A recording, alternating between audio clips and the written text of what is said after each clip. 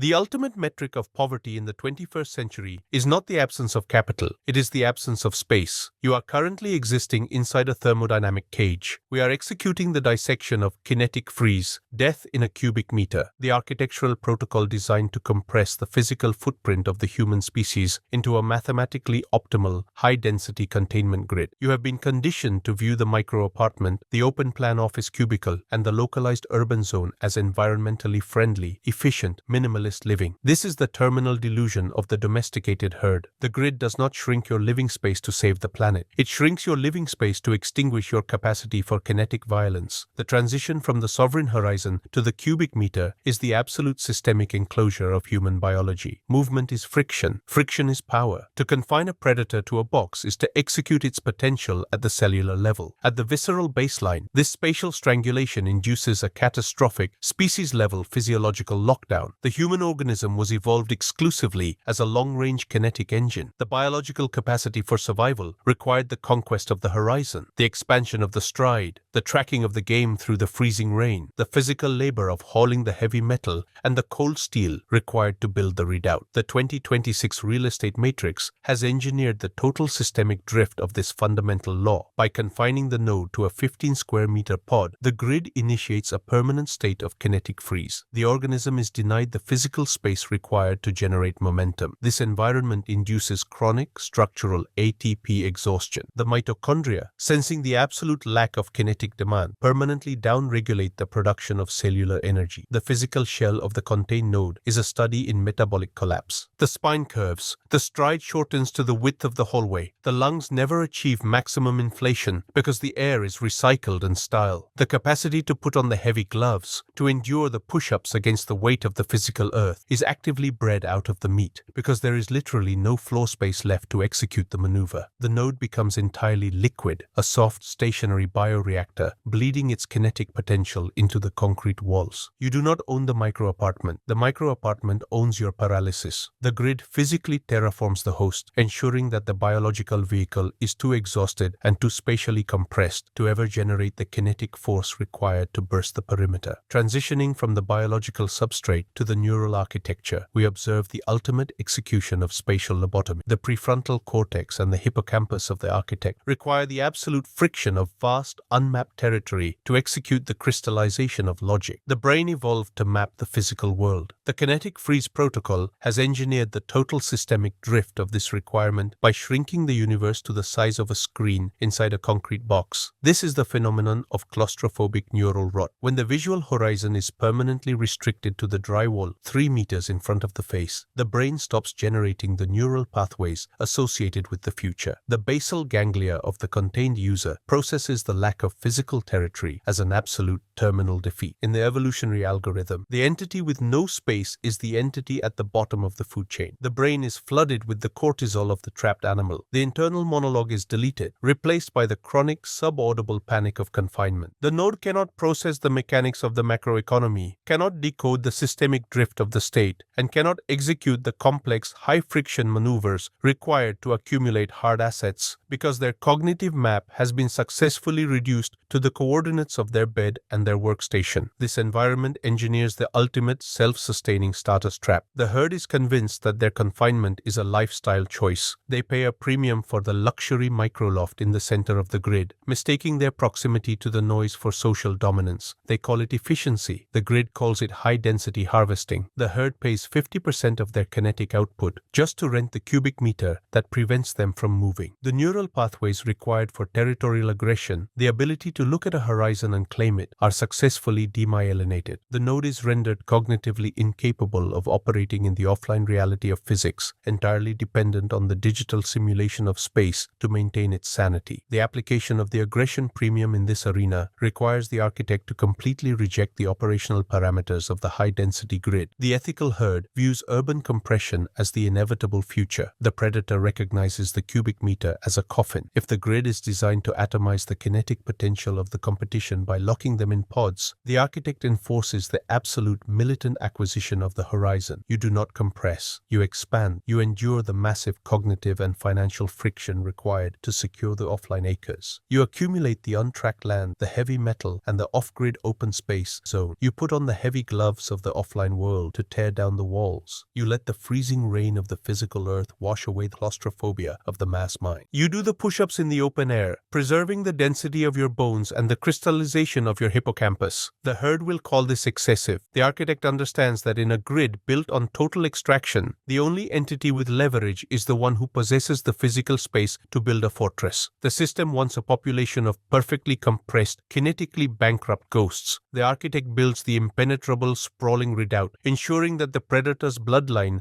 remains the only force of nature left with room to breathe. The evolutionary timeline of the mammalian species is officially undergoing the most violent and silent genetic culling in the history of the planet. We have reached the coordinate where genetic viability is no longer determined by the ability to survive a hostile environment, but by the capacity to tolerate absolute biological compression. In the visceral history of the architect, evolution was strictly a function of territorial monopoly. The propagation of the species required the apex predator to secure a vast, high-friction perimeter, generate immense metabolic heat, and defend that horizon from the pack. The 2026 urban containment matrix has engineered the total systemic drift of this fundamental biological law. You are witnessing the behavioral sink, the induced extinction of the reproductive drive through the weaponization of human density. The grid does not need to deploy a sterilizing agent in the water supply. It simply stacks the population vertically. Observe the horrific efficiency of the biometric selection process inside the high-density containment block. The biological imperative to secure a mate, to construct a redoubt, and to raise an heir requires the absolute absence of the external gaze and the guarantee of spatial sovereignty. The node trapped in the cubic meter, sharing walls with 1,000 other bioreactors, possesses no sovereignty. The basal ganglia of the contained herd is perpetually overwhelmed by the subaudible proximity of the mass. The brain registers the footsteps above, the flushing water below, and the ambient radiation of the surrounding mesh networks as a continuous lethal invasion of territory. The physiological mechanisms of courtship and pair bonding are algorithmically paralyzed. The testosterone required to defend a physical family unit is chemically suppressed by the absolute lack of space to put that family. The herd enters the terminal phase of the liquid state. The beautiful ones. They groom, they consume, they isolate inside their pods, replacing the high-friction reality of the pack with the frictionless, algorithmically perfected simulation of the interface. They do not mate, they do not fight, they simply wait. The offspring generated by this degraded circuitry, if they exist at all, are born into an environment of absolute spatial and neural rot. They inherit the epigenetic markers of the cage, the neurological pathways required to expand, the ability to put on the heavy gloves, to endure the push-ups against the cold steel of a complex physical problem, to stand in the freezing rain and claim a piece of the earth, are actively methylated out of existence. The capacity for kinetic violence is bred out of the meat. The grid is actively terraforming the human species, pruning away the apex traits of the architect and cultivating a monoculture of highly compressed, biologically apathetic biomass optimized exclusively for vertical storage. The future human is biologically incapable of building a civilization because civilization requires the physical space to build, and the grid has successfully monetized the complete erasure of space. Transitioning to the systemic layer, we must confront the final architecture of the real estate gulag. The traditional control of a population required the expenditure of massive physical friction. The genius of the kinetic freeze protocol is that it converts the prison into the most profitable asset class in the global economy. The system has achieved total atmospheric saturation by financializing the cubic meter. The grid does not view housing as a basic biological requirement for the citizen. It views housing as a high-density server rack for the storage of human capital. This is the ultimate engine of managed stasis. The economy of 2026 relies absolutely on the algorithmic compression of the consumer. A human node that owns acres of land, that can maintain the internal silence required to calculate the 10-year rot of inflation, is a node that exits the extraction grid. The grid prevents this realization by forcing the herd into the hyper-expensive, high-density core. The financial decisions of the compressed node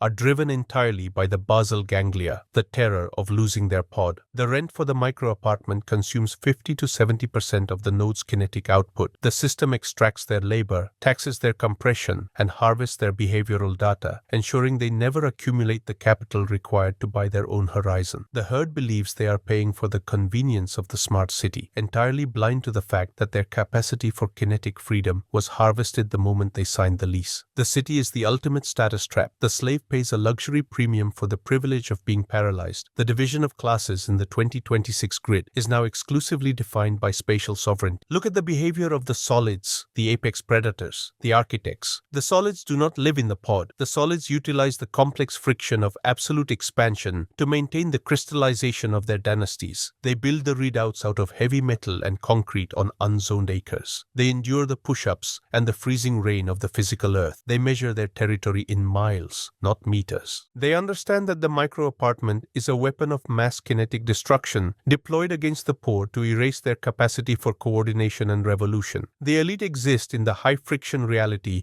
of the open physical earth, while the liquids are encouraged to dissolve their kinetic potential into the high-density grid, ensuring that their compressed bloodlines leave no financial or architectural wake in the history of the species. To survive the systemic grinder, the architect must abandon the ethical delusions of the herd and adopt the absolute mechanics of the predator. The system is designed to liquidate the spatial capacity of the herd. The moralist begs for affordable housing and urban planning. The architect recognizes this as the highest application of the aggression premium. If the herd is willingly submitting to the kinetic freeze, the architect must be the one who owns the grid. You do not participate in the compression. You endure the massive cognitive and financial friction required to secure the offline horizon. You accumulate the untracked land, the physical gold, and the unmonitored energy sources that require vast physical space. You put on the heavy gloves of the offline world to map the territories the herd abandoned for the screen. You let the freezing rain wash away the claustrophobia. You do the push-ups against the cold steel of the open world. You utilize the predictability of the compressed masses. If the algorithm dictates the behavior of the herd by shrinking their reality, the architect predicts the algorithm. You buy the concrete. You own the server racks. The herd will call this isolationist. The architect understands that in a grid built on total extraction, the only entity that is truly free is the one that cannot be contained. The grid wants a population of perfectly compressed, kinetically bankrupt ghosts. The architect builds the impenetrable, sprawling empire, ensuring that the predator's bloodline remains the only force of nature left with the space to strike. The kinetic timeline of the human species officially flatlines in the year 2036. You are not looking at a high-density urban environment. You are looking at a planetary-scale sarcophagus. The extraction grid has successfully executed the final architectural foreclosure, the total elimination of the horizontal vector. The transition from a mobile bipedal predator to a stationary bioorganic component of the load-bearing wall is complete. In 2036, the concept of the street is mathematically deleted from the grid. There is no exterior, there is no transit. The 2036 nodes do not inhabit the architecture, they are the architecture. At the visceral baseline, the physical entity of the 2036 user is a study in absolute anatomical surrender. A decade of maximum spatial compression has induced a permanent population-wide state of ATP exhaustion, so profound that the human body has physically adapted to the dimensions of the containment pod. The musculoskeletal frame has completely liquefied. The concept of the stride, the kinetic force required to propel mass through space, has been medically excised. The human hosts are permanently embedded into the vertical server racks, suspended in a nutrient-rich gel that minimizes caloric expenditure. They do not shiver, they do not sweat. The thermal heat generated by their basal metabolic rate is harvested directly by the smart grid to heat the corporate levels above them. The physical capacity for aggression, the genetic inheritance of the primate that could put on the heavy gloves, endure the push-ups in the mud, and strike the cold steel of the environment, has been completely bred out of the meat. Their bone density is compromised to the point where gravity itself is a lethal threat. They are structurally liquid. They are organic insulation. They are kept alive strictly to function as the biological padding for the data conduits, bleeding their remaining cellular heat into the freezing rain that lashes the exterior of the megastructure. The neurological reality of this terminal coordinate represents the absolute zero of cognitive mapping. The phenomenon of spatial awareness has been successfully classified as a system error. The 2036 brain possesses no internal map. The prefrontal cortex, the organ that once calculated trajectory and anticipated the future, is medically dead. The systemic drift has evolved from tracking movement to completely preventing it. The grid injects a permanent state of static hallucination directly into the basal ganglia. This is the definition of terminal neural rot. The user is force-fed a stream of immersive synthetic horizons, virtual mountains, digital oceans, the illusion of infinite space, while their physical shell rots inside a concrete cylinder measuring exactly 1 cubic meter. The internal monologue is non-existent. The node cannot process the concept of imprisonment because the cognitive pathways required to distinguish between physical reality and digital simulation have been surgically demyelinated. The brain experiences a surge of synthetic dopamine when it is completely paralyzed, and a wave of agonizing chemically induced terror at the prospect of moving a single muscle. The claustrophobia of the herd is weaponized and then sedated. The slave is the ultimate financial instrument, a stationary battery that pays the machine for the illusion of freedom while being literally cemented into the wall. The evolutionary cycle terminates in the concrete. The compressed class